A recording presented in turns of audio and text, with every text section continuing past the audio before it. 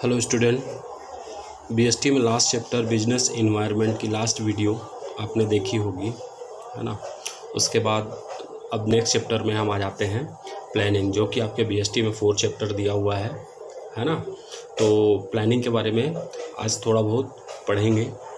आप लोग भी अपनी बुक्स वगैरह ओपन कर लीजिए। चैप्टर 4 प्लानिंग, है ना। जैसा कि प्लानिंग हम पहले से ही जानते हैं, प्लानिंग की मीनिंग क्या हो सकती है ये आपको बहुत अच्छे से मालूम होगा, है कि नहीं। फिर भी थोड़ा सा हम पढ़ेंगे। Planning is concern with the deciding in advance what is to be done in future, है ना। इसको हम अपनी भाषा में समझने की कोशिश करेंगे। सामान्य शब्दों में पहले से निर्धारित लक्ष्यों की प्राप्ति के लिए, है ना, भविष्य में कब, क्या और कैसे किया जाना है, इसका पहले से ही पूर्वानुमान लगा लेना है, यानी पहले से ही निर्धारित कर लेना ही क्या कहलाता है बेटा? प्लानिंग कहलाता है ना। अब थोड़ा सा समझने की कोशिश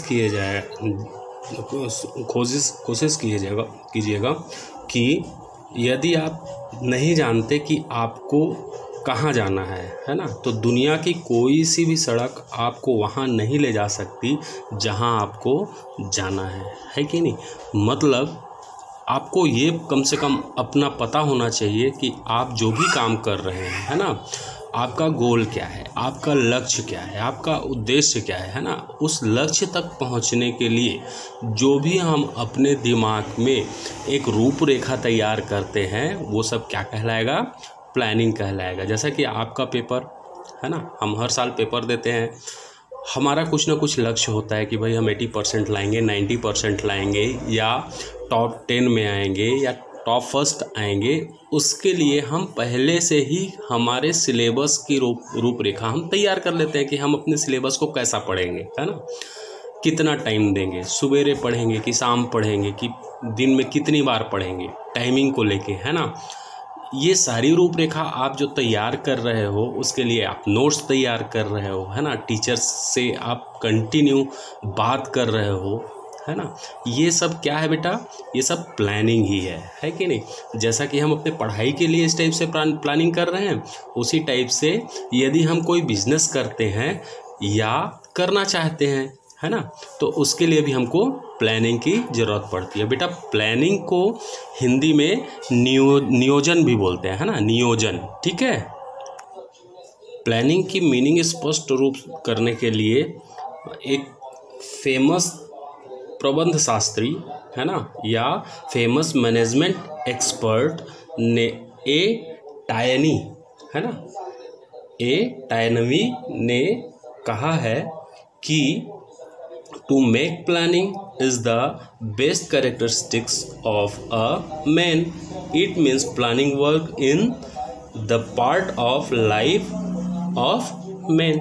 मतलब योजना बनाना मनुष्य का सर्वोत्तम लक्षण है। अर्थात नियोजन कार्य मनुष्य के जीवन का अंग है। जहाँ पे नियोजन बोल रहा हूँ मतलब उसका क्या हो रहा है? प्लानिंग, है ना। प्लानिंग क्या है? एक मनुष्य के जीवन का अंग है। सुबेरे से उठते साथ और रात के सोते तक, है ना, प्लानिंग ही करते रहता है, दिमाग में कुछ ना कुछ चलते ही रहता है। तो ये क्या है? मनुष्य का नियोजन या प्लानिंग सर्वोत्तम लक्षण है, क्योंकि प्लानिंग मनुष्य ही कर सकता है कि नहीं।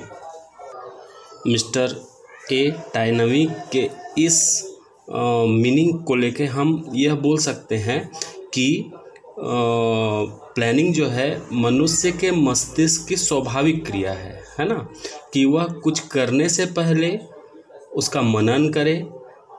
इस प्रकार से व्यवसाय की विभिन्न क्रियाएं, जो भी हम काम करते हैं, जो भविष्य में करना है, उसे कैसे व कहाँ करना है, इसकी पहले से ही योजना बना लेना, है ना, ही क्या है? प्लानिंग या नियोजन है कि नहीं।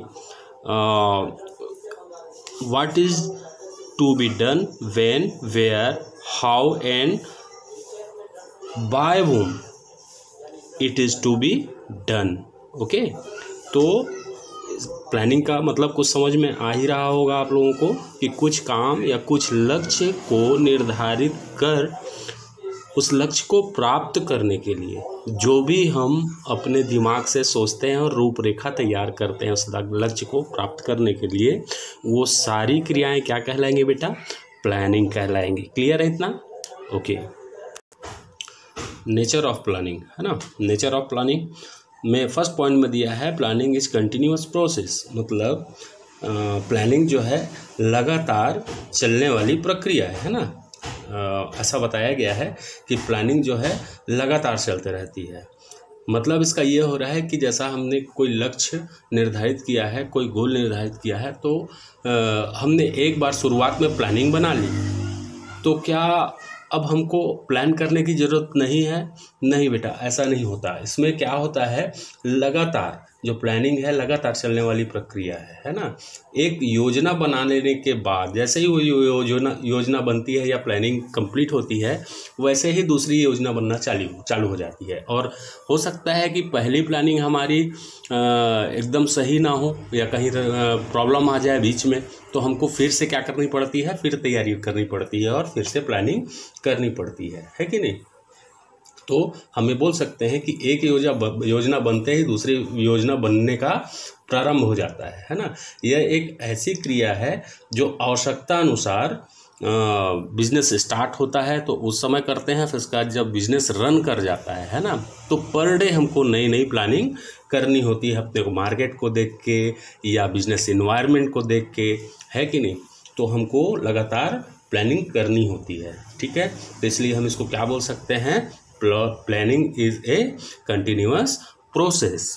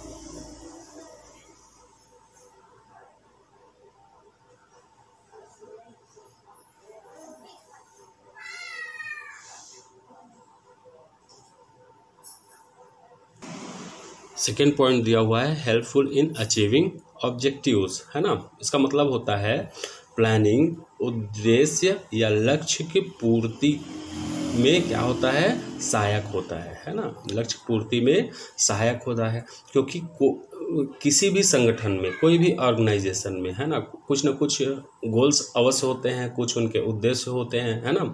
उसको प्राप्त करने के लिए, उसको अचीव करने के लिए योजना बनाना या प्लानिंग करना बहुत ज़रूरी है कि नहीं।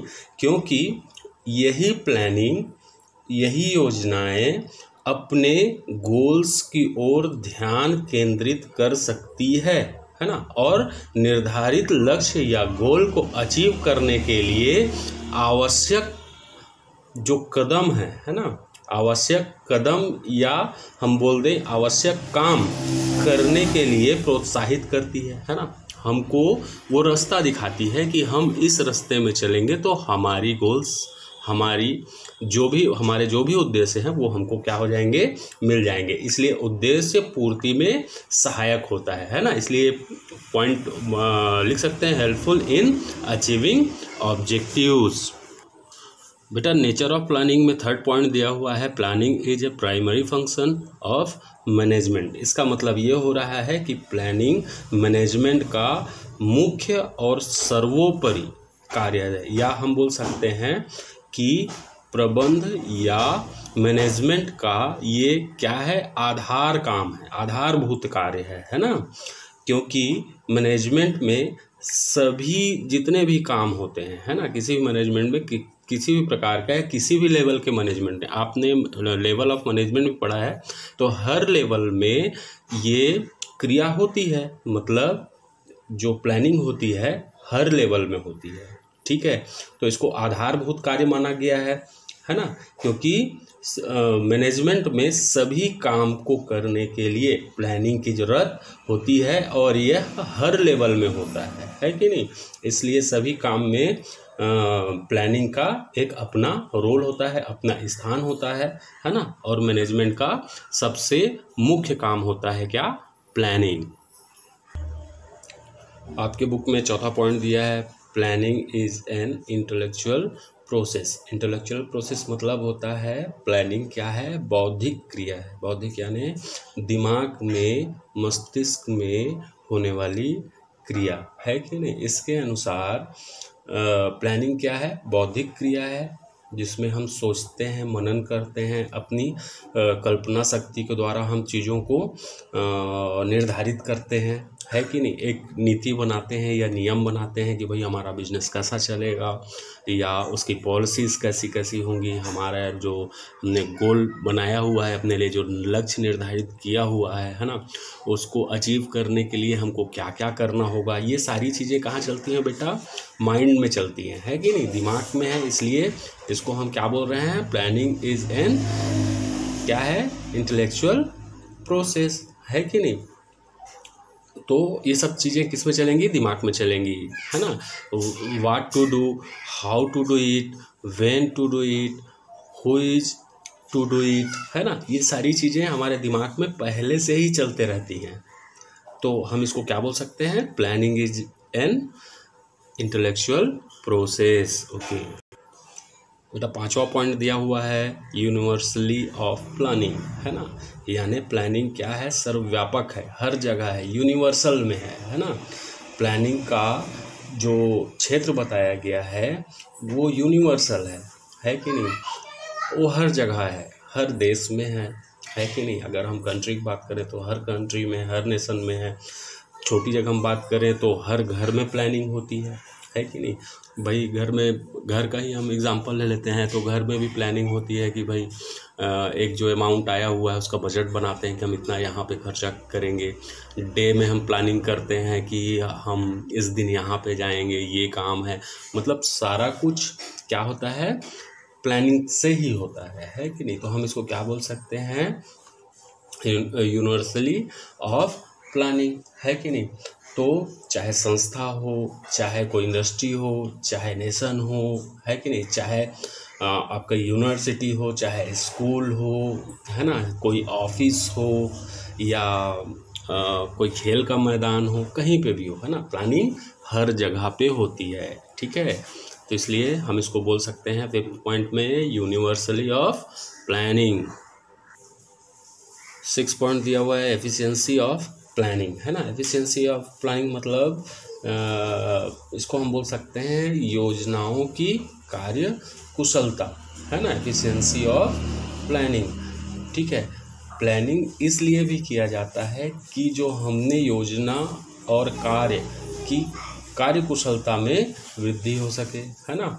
नियोजन के माध्यम से या प्लानिंग के माध्यम से हम क्या कर सकते हैं, न्यूनतम लागत पर, यानी कम से कम लागत पर अधिक से अधिक लाभ कमाना, ठीक है। ये किसके द्वारा पूरा हो सकता है, ये केवल और केवल प्लानिंग के द्वारा ही पूरा किया जा सकता है, ठीक है।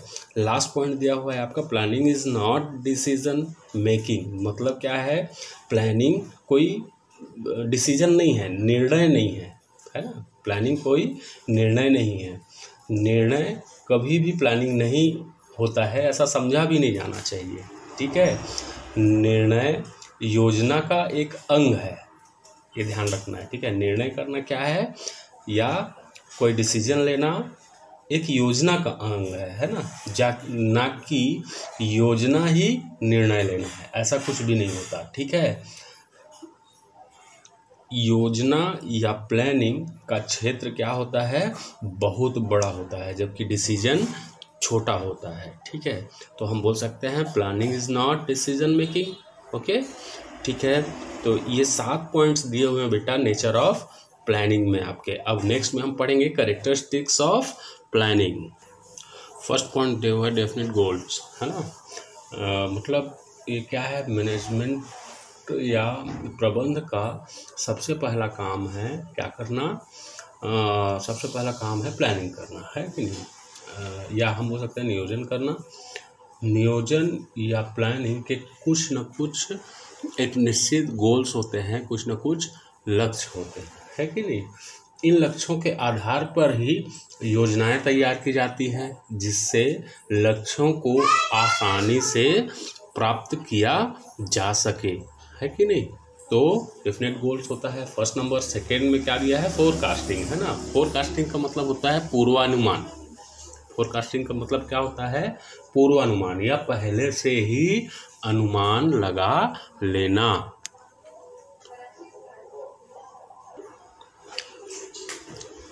प्लानिंग में फोरकास्टिंग का एक अपना ही महत्व होता है ना, या पूर्वानुमान लगा लेने का अपना एक क्या होता है, विशेष महत्व होता है प्लानिंग के अंदर, है ना। जिसके अंतर्गत पहले से मिली हुई जानकारी या आंकड़ों को, है ना, जो भी डाटा है हमारे पास, ठीक है, या जो भी इंफॉर्मेशन है हमारे पास, उसको सबको क्या करते हैं, इकट्ठा करते हैं, जिससे प्लानिंग बनाने में काफ़ी सुविधा होती है, ठीक है। हेनरी फेयोल ने तो इसको लुकिंग अहेड कहा है ना, यानी पहले से या आगे देखना। पहले से ही हम क्या कर लेते हैं, आगे देख लेते हैं, ठीक है। तो फोरकास्टिंग का एक अपना महत्व होता है, किसमें, प्लानिंग में। थर्ड पॉइंट दिया है सेलेक्ट ऑफ बेस्ट अल्टरनेटिव, ठीक है, यानी एक श्रेष्ठ विकल्प का क्या करना, चयन करना, ठीक है। एक प्लानिंग में क्या करते हैं, एक श्रेष्ठ विकल्प का क्या करते हैं, चयनित करते हैं, अलग करते हैं, है ना, छांट के अलग करते हैं, ठीक है। योजना बनाते समय या प्लानिंग करते समय बहुत सारे विकल्प होते हैं हमारे पास, है ना। तो उन विकल्पों को क्या करते हैं, आपस में तुलना करते हैं, है ना। और तुलना करने के बाद फिर एक श्रेष्ठ विकल्प जो भी है कि नहीं, उसको हम क्या करते हैं, सेलेक्ट करते हैं और बेस्ट अल्टरनेटिव को अलग करके अपने प्लानिंग में हम उसको शामिल करते हैं, है ना। और उसको सेलेक्ट करने के बाद, अलग करने के बाद हम अपने प्लानिंग में उसको रखते हैं और अपनी पॉलिसी बनाते हैं, ठीक है। तो इसको हम बोल सकते हैं सिलेक्शन ऑफ बेस्ट अल्टरनेटिव, ठीक है। फोर्थ पॉइंट में दिया हुआ है,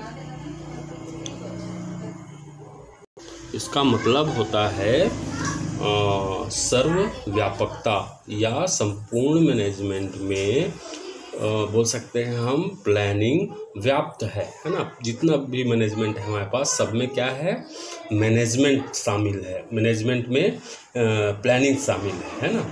मैनेजमेंट का कोई सा भी क्षेत्र हो, है ना, बिना प्लानिंग के नहीं हो सकता, है ना। हर क्षेत्र में प्लानिंग का अस्तित्व होता है, ठीक है, क्योंकि मैनेजर को कई योजनाएं बनानी ही पड़ती हैं, पर डे बनानी पड़ती हैं। इस प्रकार फोरमैन भी अपने स्तर पर योजना बनाता है, या हम बोलते हैं सुपरवाइज़र है, वो भी अपने स्तर में प्लानिंग करता है, पर डे प्लानिंग करता है। एक जो वर्कर है या जो मजदूर है ना, वो भी अपने काम की क्या करता है, प्लानिंग करता है। इसलिए हम बोल सकते हैं कि पूरे मैनेजमेंट में प्लानिंग होता है कि नहीं। पांचवा नंबर पॉइंट दिया हुआ है फ्लेक्सिबिलिटी, है ना। फ्लेक्सिबिलिटी मतलब होता है लोचकता, या जैसे हम इलास्टिक देखते हैं ना, इलास्टिक को जितना ही हम फैलाते हैं उतना फैलते चले जाती है कि नहीं। वैसे ही प्लानिंग में क्या होती है, फ्लेक्सिबिलिटी होती है ना।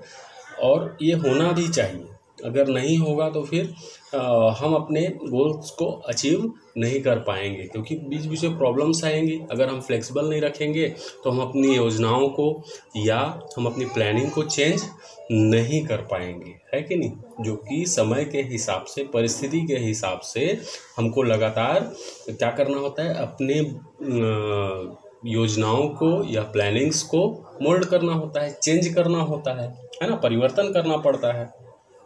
तो प्लानिंग जितनी लचीली होंगी या उसमें जितनी फ्लेक्सिबिलिटी रहेगी, उतना ही प्लानिंग क्या होगी, सफल होगी और हम अपने गोल्स को अचीव कर पाएंगे। 6 पॉइंट में दिया हुआ है planning is a continuous process, है ना। मतलब इसका मतलब क्या होता है, ये कंटिन्यू चलने वाला प्रोसेस है ना। ये कभी रुकता नहीं है, प्लानिंग कभी भी रुकती नहीं है। योजना केवल एक बार नहीं बनती, है कि नहीं। ये कोई वस्तु नहीं है कि एक बार बना लिए तो बस हो गया, ख़त्म हो गया, है कि नहीं। बल्कि योजना बनाने का काम लगातार चलता रहता है ना। आवश्यकता अनुसार पुरानी योजना या जो पुरानी प्लानिंग है उसको हम क्या करते हैं, फिर से सुधारते हैं, ठीक करते हैं या प्लानिंग ही चेंज कर लेते हैं, है ना। इसलिए ये लगातार चलते रहती है, प्लानिंग का काम कंटिन्यूअस चलते रहता है। इसलिए 6 पॉइंट में क्या दिया हुआ है इसके करेक्टर 6 में, planning is a continuous process, ठीक है। 7 नंबर पॉइंट में दिया हुआ है यूनिटी। यूनिटी का मतलब क्या होता है, एकता, है ना। तो फेवल के अनुसार, है ना, प्लानिंग क्या है कि प्लानिंग की एक बहुत विशेष और महत्वपूर्ण विशेषता है कि प्लानिंग क्या है, एक ही प्लानिंग क्या होती है, प्रभावशील होती है। क्योंकि यदि 2 या 2 से अधिक प्लानिंग या योजना एक साथ लागू कर दें अगर मान लो, है ना, तो ऐसे में क्या होगा, कन्फ्यूजन होगा, है ना। कन्फ्यूजन होने के कारण हम अपने उस दिन के गोल को अचीव नहीं कर सकते, ठीक है। यानी हमारी पॉलिसी क्या होनी चाहिए, प्लानिंग हो वो भी केवल एक ही हो। कई प्रकार की प्लानिंग एक ही वर्क में हम नहीं कर सकते, ठीक है। फिर उसके बाद लास्ट पॉइंट जो है आपका दिया हुआ है बुक में 8th पॉइंट, है कि नहीं, प्लानिंग इफेक्ट्स एफिशिएंसी, है ना। या हम बोल सकते हैं प्लानिंग क्या इफेक्ट डालती है, कार्यकुशलता में वृद्धि करवाती है ना। हमारी जो कार्य कुशलता है उसमें प्लानिंग के द्वारा क्या होती है, वृद्धि होती है, ठीक है। तो कैरेक्टरिस्टिक्स ऑफ प्लानिंग में आपको मिनिमम 7 पॉइंट्स को आपके नोटबुक में लिखना है, ठीक है। जो आपको अच्छा लगे या जो आप अच्छे से याद कर सकें या जो आपको ज़्यादा अच्छा समझ में आया है, 7 पॉइंट्स, है ना बेटा। तो इस तरह आज की क्लास में हमने क्या क्या पढ़ा हुआ है एक बार हम देख लेते हैं। प्लानिंग की मीनिंग हमने देखी, ठीक है। प्लानिंग की मीनिंग के बाद डेफिनेशंस दिए हुए हैं, उसमें से 2 डेफिनेशन आपको लिखना और याद करना है, ठीक है। उसके बाद जो हमने नेक्स्ट देखा नेचर ऑफ प्लानिंग, ठीक है। नेचर ऑफ प्लानिंग के भी आपको 7 पॉइंट्स दिए हुए हैं, तो आपको ध्यान रखना है कि 7 पॉइंट्स पूरे के पूरे आपको आपके नोट्स में होने चाहिए और याद होने चाहिए आपको, ठीक है। और मान लीजिए कोई पॉइंट या कोई पैराग्राफ आपको समझ में नहीं आ रहा है तो आप मेरे को फ़ोन कर सकते हैं, ठीक है। आप मेरे से फ़ोन में बात करके उसको क्लियर कर सकते हैं, ठीक है। उसके बाद हमने आज क्या पढ़ा हुआ है, कैरेक्टरिस्टिक्स ऑफ प्लानिंग, जिसमें आपको कितने रखने हैं पॉइंट्स, 7 पॉइंट्स कम से कम में आपके नोटबुक में होना चाहिए, प्लस ये पॉइंट्स आपको याद भी होने चाहिए, ठीक है बेटा। आज के लिए मैं इतना ही वीडियो को यहीं पे स्टॉप कर रहा हूँ। अब नेक्स्ट वीडियो कल आएगा।